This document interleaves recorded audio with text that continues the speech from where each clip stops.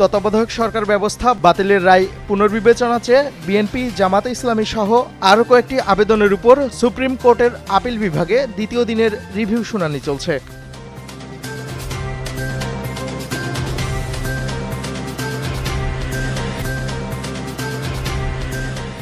নির্বাচনকালীন সরকার নিয়ে কার্যকর সমাধান চায় আপিল বিভাগ। তত্ত্বাবধায়ক সরকার ব্যবস্থা বাতিলের রায় পুনর্বিবেচনা চেয়ে আবেদনের শুনানিতে একথা বলেন প্রধান বিচারপতি ড. সৈয়দ রেফাত আহমেদ।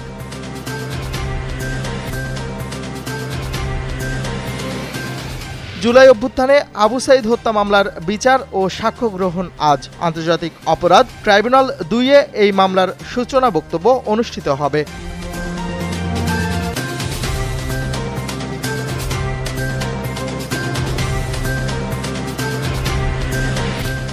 ৩ দফা দাবিতে লং মার্চ টু ঢাকা কর্মসূচি পালন করছে বুয়েট শিক্ষার্থীরা। প্রকৌশলী অধিকার আন্দোলনের ব্যানারে পালিত এই কর্মসূচিতে ঢাকা শহরে যান চলাচল স্থবির হয়ে পড়েছে।